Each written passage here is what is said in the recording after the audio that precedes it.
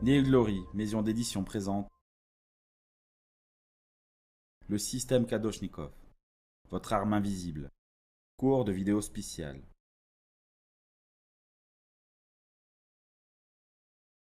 Fondement théorique.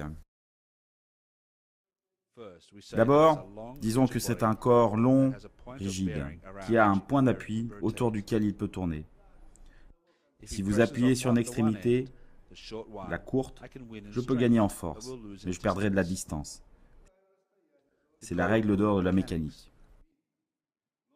Vous voyez? Mais il a besoin de me dominer. Que puis-je faire d'autre? Ici, nous parlons de notre combat unique. Que peut-il faire? Il peut changer son pivot. Maintenant, il l'emporte sur moi, et je ne peux rien faire contre ça.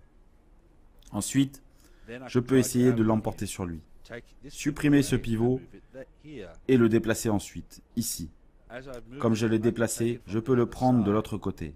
Maintenant, je l'emporte sur lui. Mais il veut changer la situation. C'est pourquoi il déplace ce pivot. Dans ce cas, il me surpasse.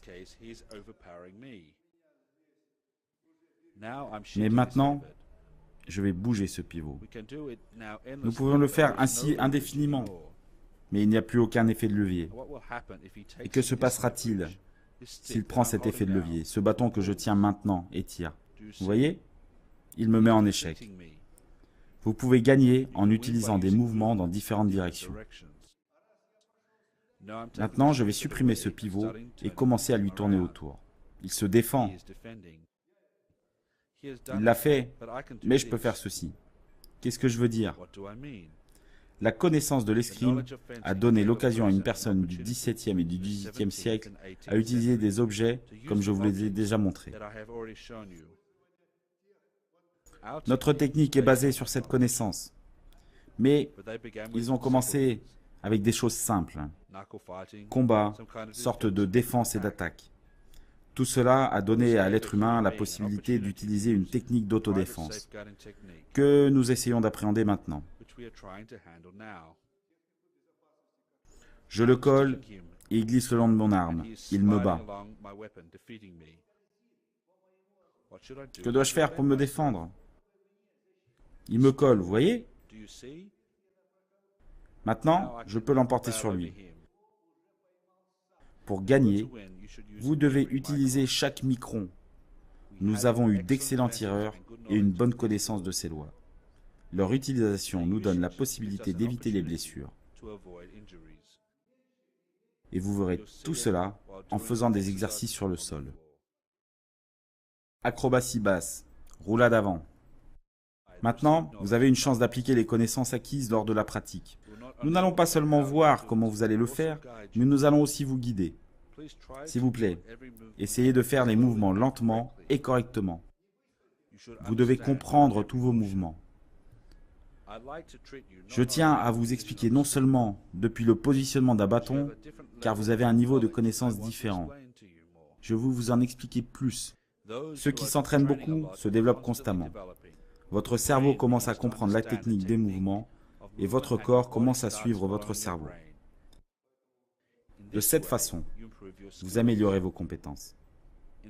Alexei Alexeyevitch vous a parlé de cette technique en général, afin que vous compreniez tout.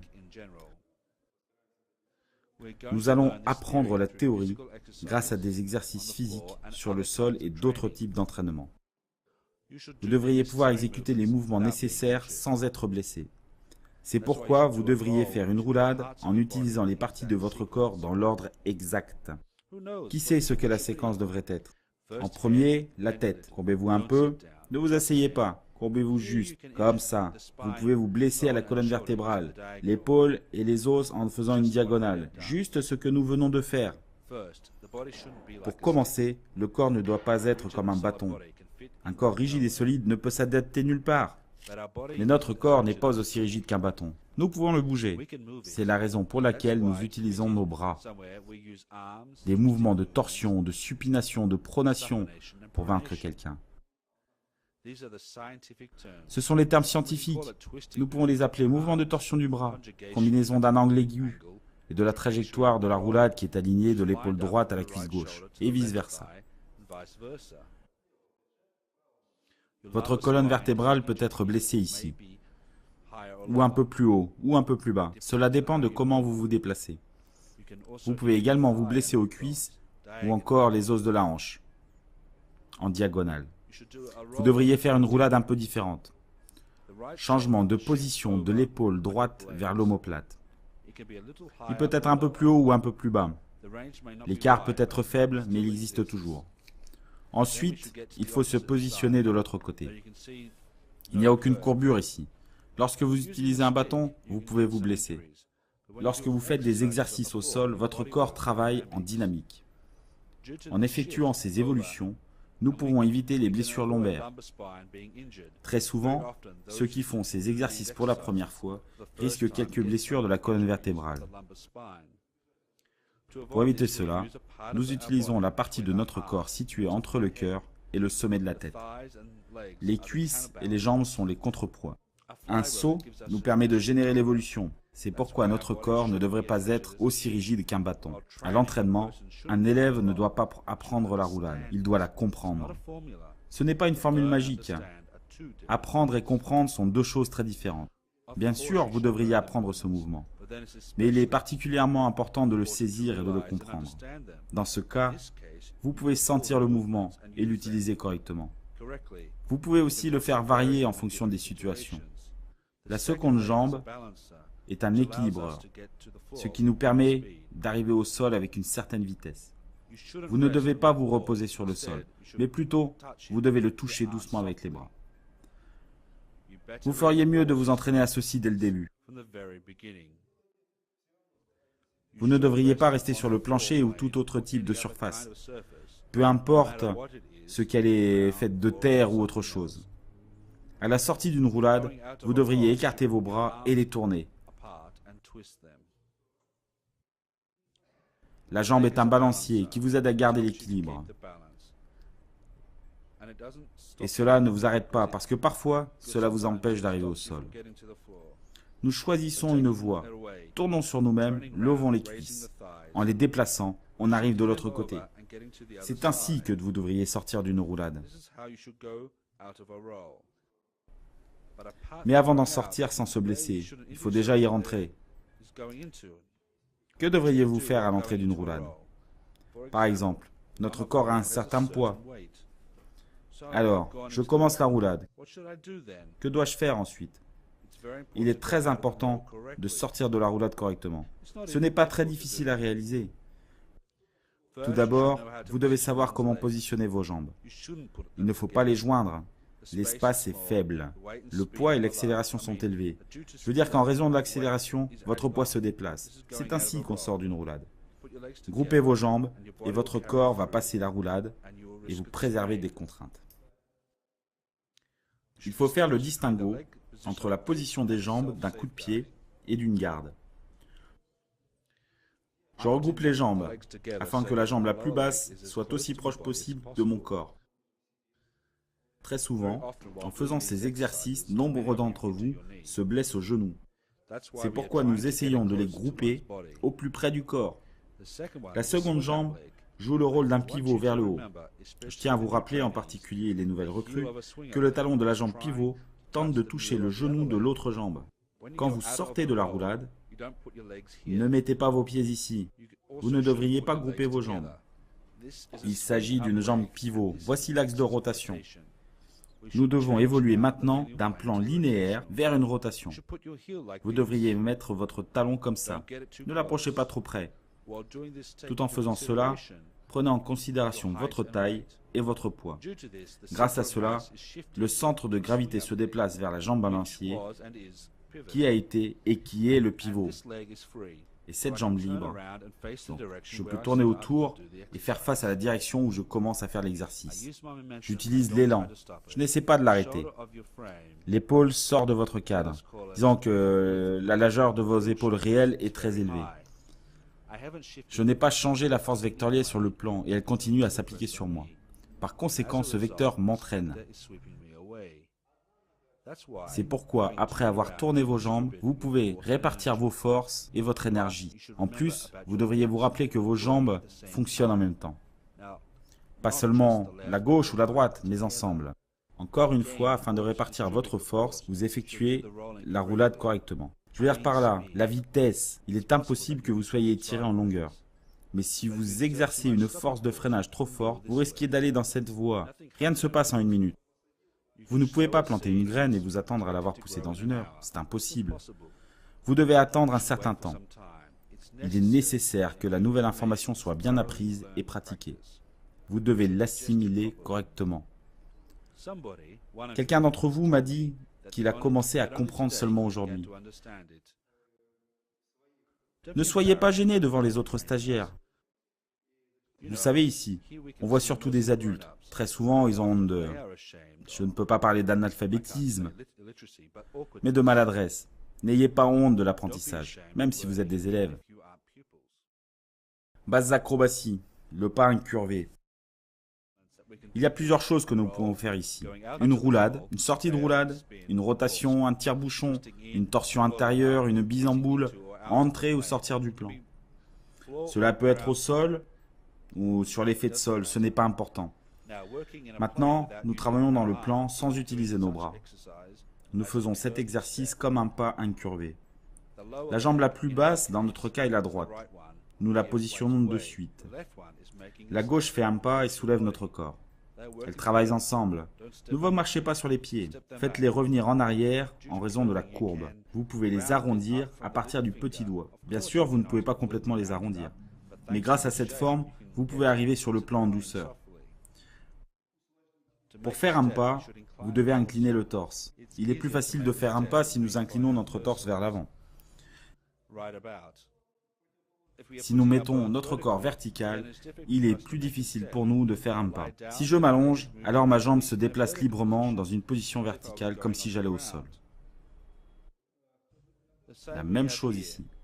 Quand je dresse le torse, mes muscles sont tendus ici.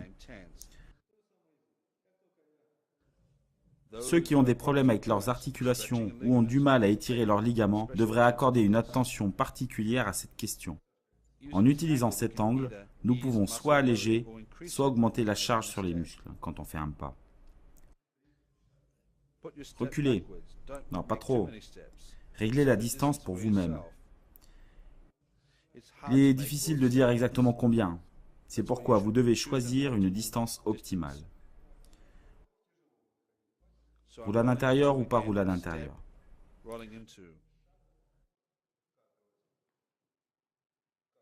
Maintenant, nous devons faire la même chose que quand nous sortons de la roulade, et c'est un pas incurvé.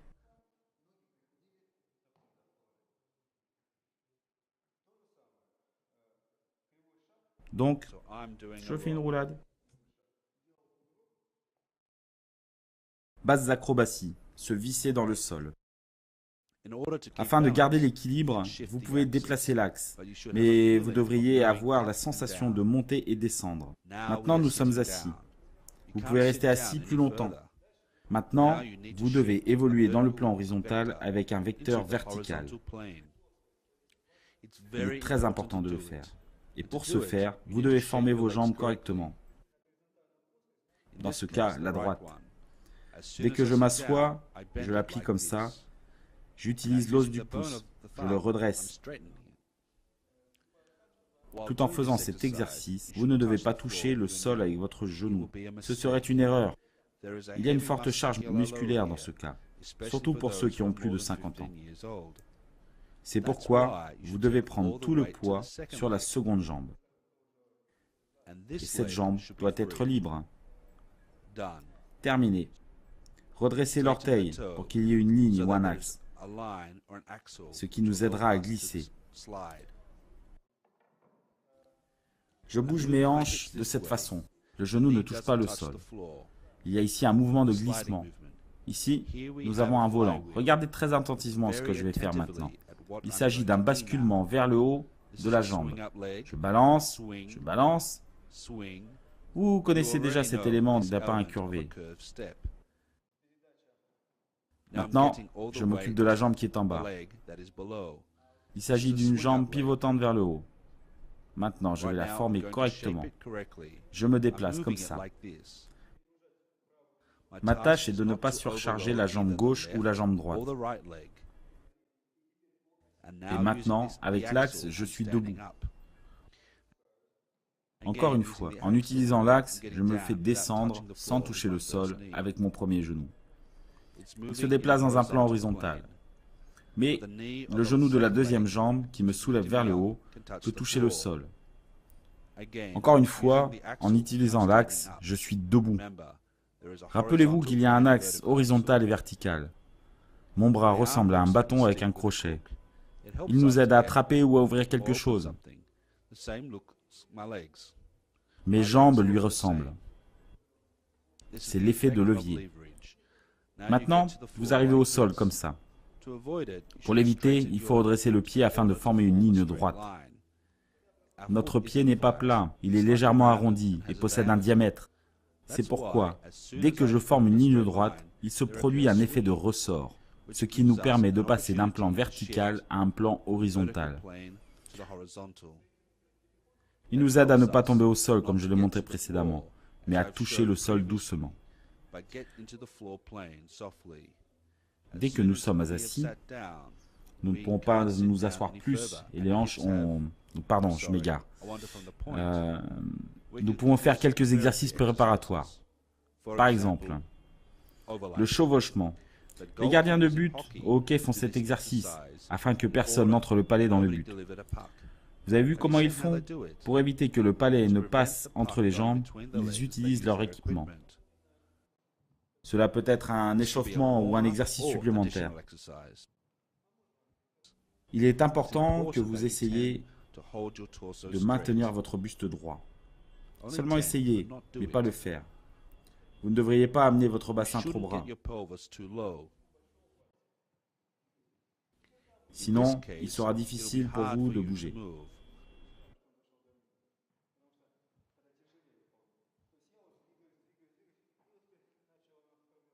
Maintenant, je suis en train de me positionner correctement et de répartir le poids sur le pied.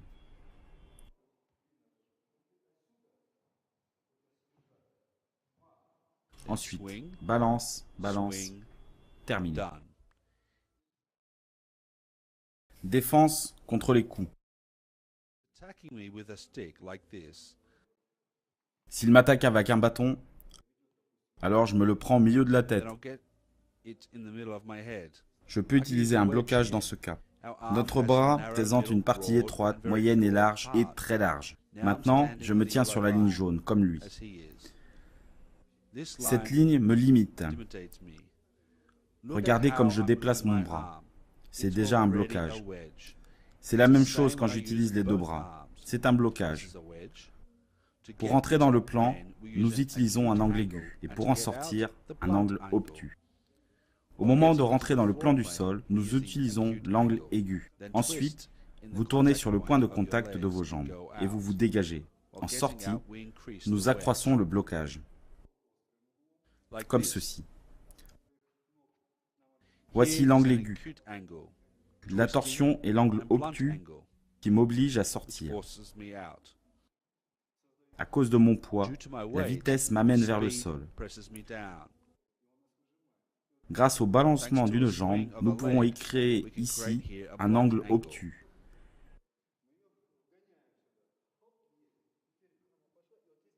Il reste encore de l'énergie que nous pouvons utiliser. Elle n'a pas disparu. C'est pourquoi il est très important, surtout pour les nouveaux arrivants, de comprendre l'ensemble du processus. Il est très difficile pour eux de comprendre cela. Mais ceux qui ont réussi à le faire peuvent contrôler leur force, leur énergie et l'effet de levier.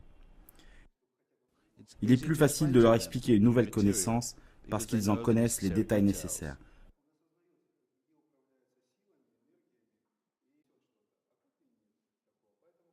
Ce n'est pas comme « Hey, il y a un gars qui m'a montré un mouvement et je vais vous le faire ».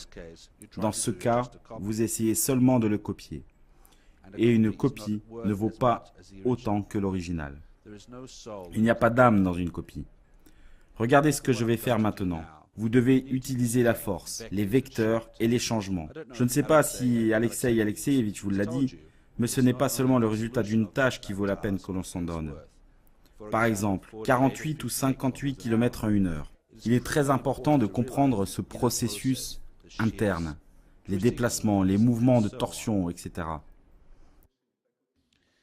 Il est important non seulement de savoir si vous pouvez ou ne pouvez pas le faire, mais c'est aussi la façon dont vous le faites. Je veux dire, si vous comprenez les processus internes ou non, le sol est plat, vous ne pouvez rien y faire. Bon ou mauvais, vous y arrivez. Il y a plusieurs façons d'éviter le coup de bâton. Qu'il s'agisse ou non de le faire à l'aide du sol. C'est votre professeur, votre mère et votre père. C'est votre tout. La haine et l'amour en même temps. Un bâton ne vous procure pas ce que peut vous procurer le sol. Vous pouvez aussi dire couper des coins avec un bâton. Ne vous rendez pas de mauvais service. Ne vous ménagez pas les uns les autres tout en faisant des exercices avec un bâton. Vous devriez être en mesure non seulement de vous défendre, mais aussi de comprendre les processus internes. Comment déplacer les jambes, les bras, où est la ligne. Je peux saisir ses vêtements et le pousser sur le côté. Grâce à ces exercices, vous devriez apprendre à équilibrer votre partenaire. Si vous ne regardez que tel ou tel point, vous ne serez pas en mesure d'équilibrer un bâton. Vous devriez travailler dans un cadre bien défini. La même chose qu'en défense. Pour faire les mouvements et les manœuvres correctes, vous devez prendre en considération un grand nombre de facteurs, y compris l'endroit où vous vous trouvez. Dans ce cas, l'image devient plus claire. Le processus de réalisation d'une action est aussi important que son résultat. Vous devriez prendre en considération tous les détails du processus.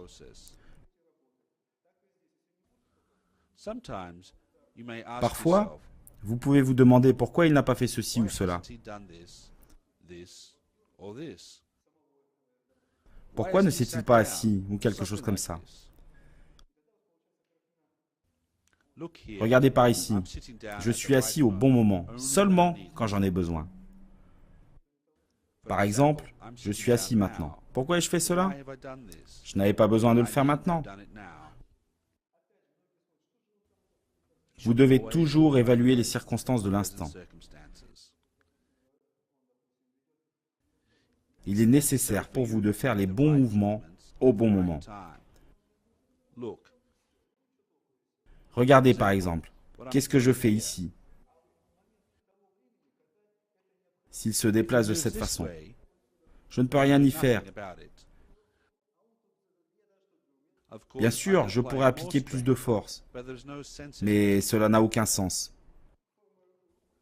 Dans ce cas, vous perdez du temps. C'est pourquoi vous ne devriez pas le faire. Utilisez un transfert, tapez-moi.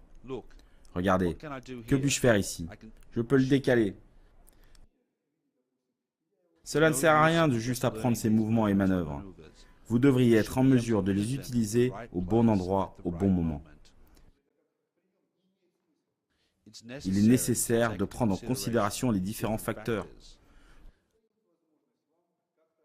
Tout en faisant ces exercices, vous acquérerez les connaissances nécessaires.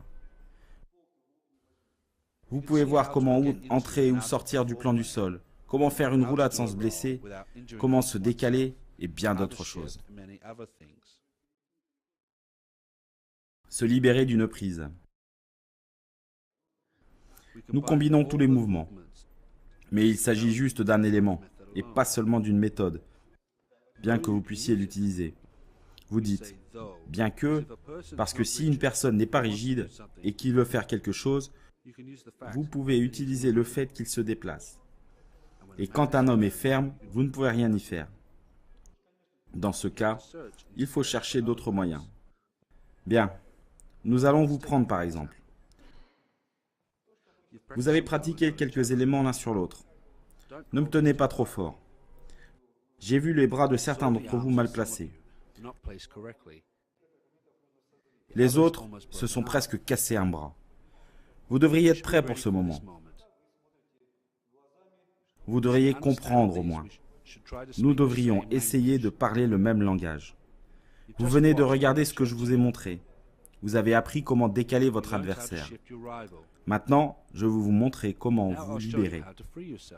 Ma tâche est de ne pas lever un bras, pas de tordre le poignet ou de le sortir, mais de trouver un point que nous utiliserons pendant l'équilibrage et la mise en place de l'effet de levier. Nous avons un point, mais où se trouve le levier? Son avant-bras est le levier dans ce cas.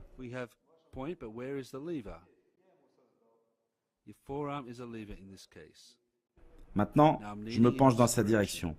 Je m'assois, je tords mon poignet. C'est tout ce que vous pouvez faire.